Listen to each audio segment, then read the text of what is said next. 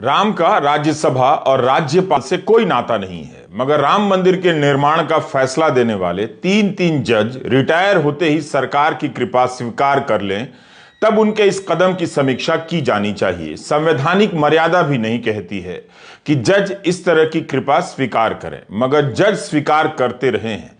राम मंदिर के निर्माण के लिए फैसला देने वाले जजों का कोई अलग व्यवहार हो यह जरूरी तो नहीं, मगर इतनी तो सावधानी होनी चाहिए कि उनके किसी कदम से उनके पूर्व के किए फैसले पर आंच ना आए, उस फैसले की लोक समीक्षा होने लग जाए और वो संदेहों से भर जाए। उनके फैसलों की समीक्षा में नए नए संदेह, नए नए सवाल विपक्ष की तरफ से अरुण जेटली के बयान के सहारे जोड़े जा रहे हैं कि क्या इस फैसले की वजह से तीन तीन जज को रिटायर होने के बाद अलग अलग तरह के पद मिले हैं। सरकार की कृपा स्वीकार कर इन जजों ने राम की मर्यादा का अपमान किया है या सम्मान, इसकी समझ आप सभी में मुझसे बेहतर है। राम की मर्यादा तो यही कहती है कि इंसाफ ऐसा हो कि कोई संदेह ना कर सके। पहले भी जज रिटायरमेंट के बाद पद स्वीकार करते रहे हैं और इस वजह से उन्हें संदेह से देखा भी गया है, मगर जिन जजों ने राम मंदिर से संबंधित फैसले दिए हैं उनसे उम्मीद थी कि वे नई मर्यादा गढ़ते और सरकार की कृपा को ठुकरा देते, यह कहते हुए कि उनके फैसले पर किसी तरह की आंच नहीं आनी चाहिए। राम की मर्यादा तो यही कहती है कि श्रेष्ठ इंसाफ वही है जो हर प्रकार के संदेहों और विवादों से ऊपर हो, बचा हुआ हो। आप देख रहे हैं रवीश कुमार ऑफिशियल और हम बात कर रहे हैं एस अब्दुल नजीर को आंध्र प्रदेश का राज्यपाल बनाया जाना, रंजन गोगोई को राज्यसभा का सदस्य बनाया जाना क्या राम की मर्यादा के अनुकूल है, क्या संविधान की मर्यादा के अनुकूल है।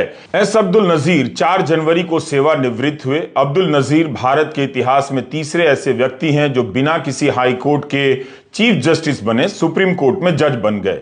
कई महत्वपूर्ण और ऐतिहासिक फैसलों से संबंधित रहे हैं। एक जज के जीवन में कई महत्वपूर्ण फैसले होते हैं, मगर हम यहां अब्दुल नजीर के जज के रूप में हाल के 2 फैसलों का विशेष रूप से जिक्र करना चाह रहे हैं, क्योंकि विपक्ष की तरफ से भी यही उठाया गया है।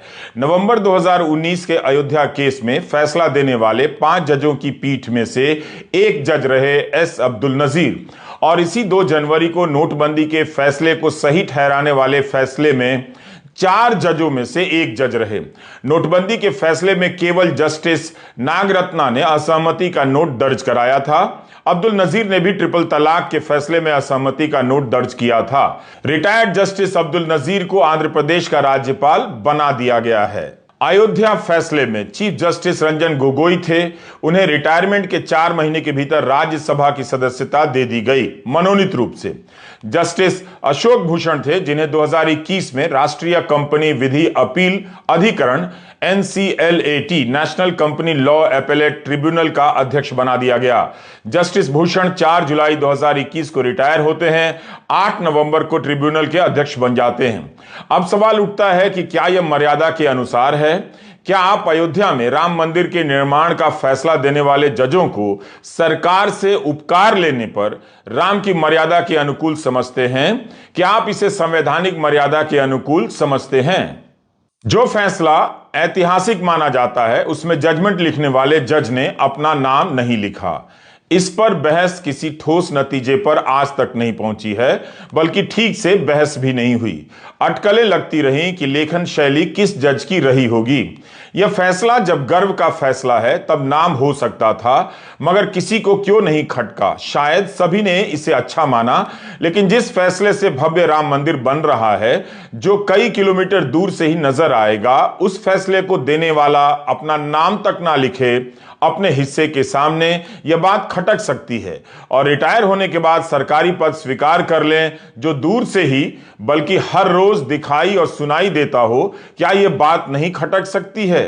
यह सवाल रंजन गोगोई के सामने भी उठा कि राम मंदिर का फैसला लिखने वाले जज का नाम क्यों नहीं है।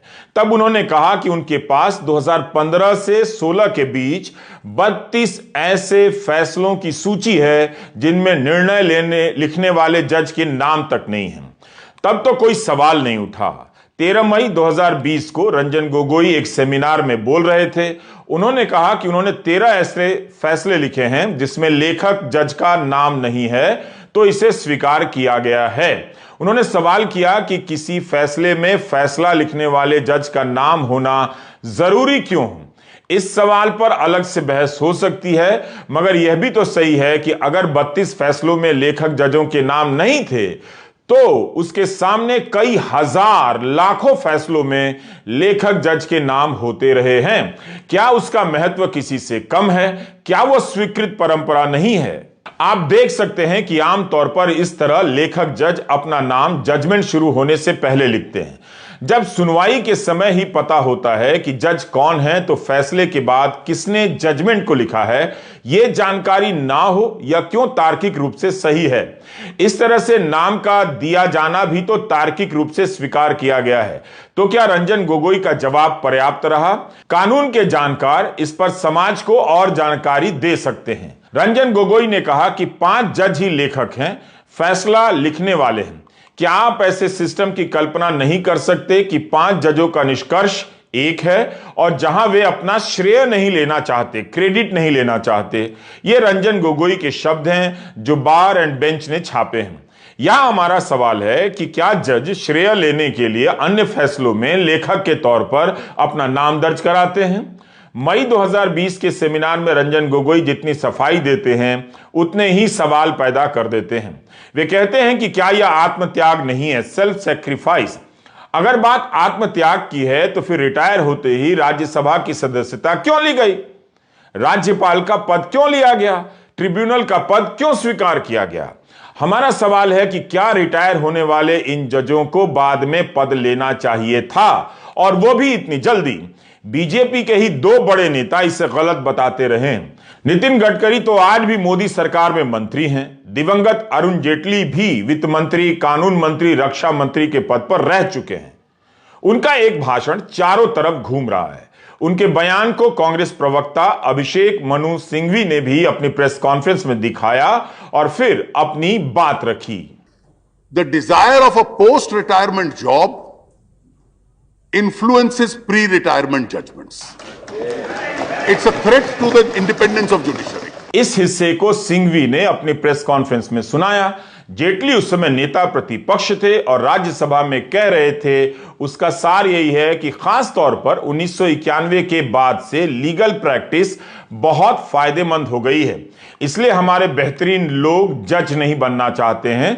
हम रिटायरमेंट के बाद जजों के लिए अवसर बनाने के मामले में बहुत ज्यादा आगे बढ़ चुके हैं।